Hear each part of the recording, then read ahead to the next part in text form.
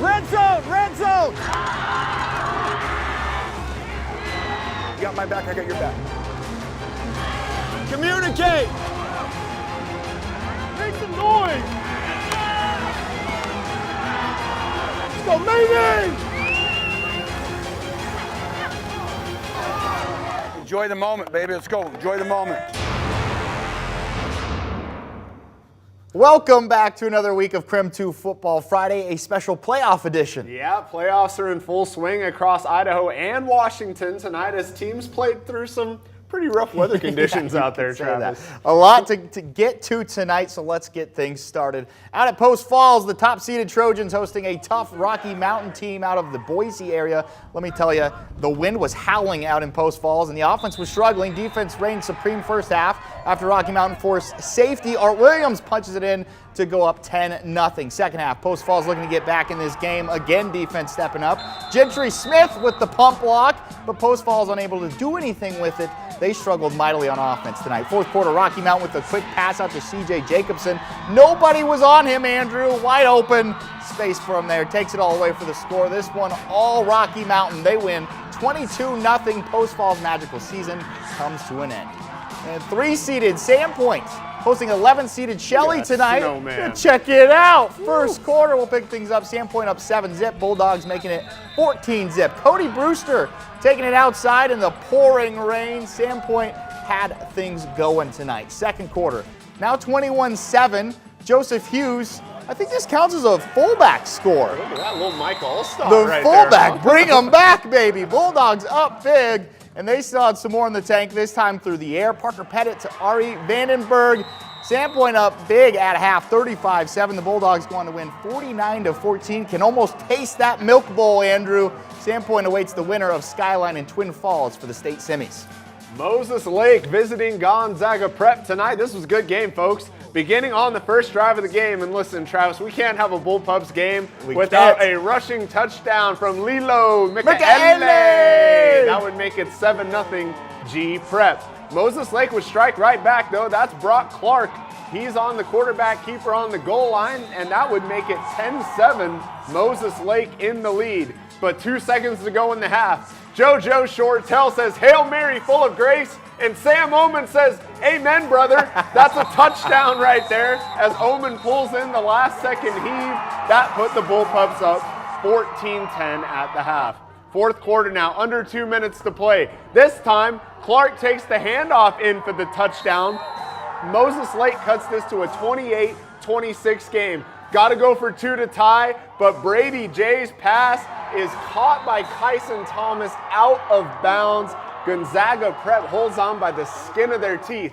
They win it 28-26. Wow, what a game. Hey, don't go just yet. We have more playoff games to get to. Stick around for more Inland Northwest football action after the break.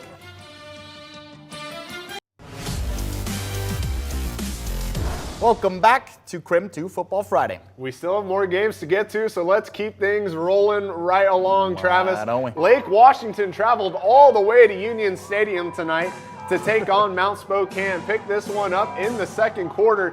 Ethan Keene is taking the direct snap, and he punches that in for the touchdown.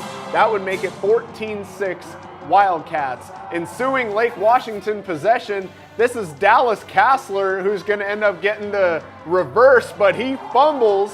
That is Jackson Hale with the recovery, which would lead to this. TJ Haberman to Reese Sherman, and look at that stiff arm, Travis.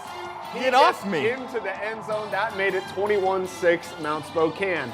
Next Wildcats possession now. Haberman is going to find Tristan Olsen, and somehow he stays on his feet and gets into the end zone for the touchdown. Mount Spokane rolls. They win this one 35-13. All right, let's head out to Central Valley. The Bears hosting Kamiakin. CV kind of limped its way into the playoffs. Certainly didn't seem that way early. Dylan Gravel moves up and out of the pocket and finds a wide open Hudson Dayton. Bears up 7-zip out of the gate. Just over 2 minutes later, Andrew. CV on offense again. Gravel to Dayton. You just saw him catch a touchdown. Now watch him throw a touchdown. Christian McCaffrey-esque. Caden Harkin bringing it down and taking care of the rest. CV would miss the PAT, so up 13-zip, but that fun would come to an end. The Braves would score 35 unanswered points. Central Valley is out, losing 35-19.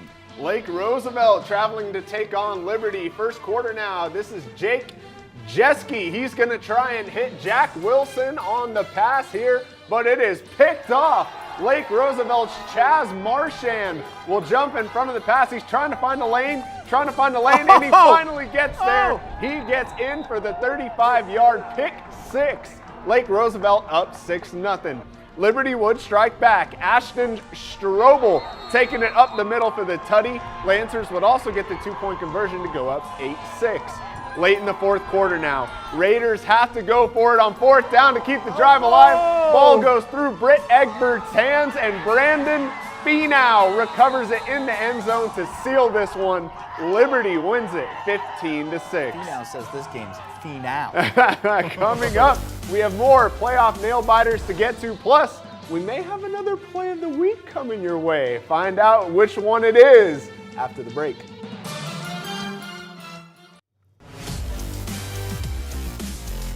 Welcome back. We still have one more game to get to, and as always, a new play of the week. That's right. Our final highlight, Brewster on the road at Chewelah. It's every kid's backyard dream. 5 inches of snow in this one. After a scoreless first quarter, Chewelah strikes first. Quarterback Clay Jenneret keeps it himself, flips into the end zone. And then right before the end of the first half, Kelson Gebbers throws up a prayer. It hits off the hands of Blake Burgett into the left. Brady Wolf keeps his feet in bounds. Touchdown after a 2-point conversion. Tied up 14s at half. Both defenses step up. No one scores the rest of the game, so it goes to OT. Chewelah, the first possession in OT. Jenneret scampers outside with ease into the end zone. Chewelah up 6. Last chance for the Bears. Fourth down. A toss into the end zone. Incomplete. Go make a snow angel, Chewelah. They survive an OT 20-14. Now let's take a look at some more playoff action around the Inland Northwest tonight. Ephrata beat Clarkston 17-7. Shadle Park was taken down by Othello 48-14. Cashmere barely beats Colville 12-6. And Riverside with an upset of Omak 16-13. Moving on to more games around Washington. Okanagan puts on a clinic and beats Lynn Ritzville Sprague 55-7. Odessa rattles Springdale 62-26. Elmira Cooley Heartline beats Wilbur Creston Keller 38-34. And Pomeroy wins big 50-6 over St. John Endicott Lacrosse. On to our final game of the night in Idaho. Bear Lake dominates Kellogg 46-20 and sends the Wildcats packing for the year. Now it's our favorite part of the show. It's time for Play of the Week. We're here. We're excited about this one. Had me screaming in the newsroom. You just saw it just a little bit ago. Taking you out to Brewster at Chewelah. Brewster's Kelson Gebbers pulling up the pass to Blake Burgett, who says, hey, let's tip it over to my receiver, Brady Wolf. Watch closely, Wolf. Keeping the feet in bounds there. Look at that. The snowball. It ain't no fun unless we all get some. Isn't that right, Nelly? Tip drill right there.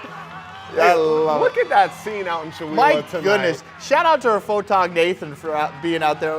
What's up with the car lights? It's like NFL Street out there. We got more light than just the floodlights. Yeah. Not too bad. Sure do. Love that play. The old snowball for our play of the week.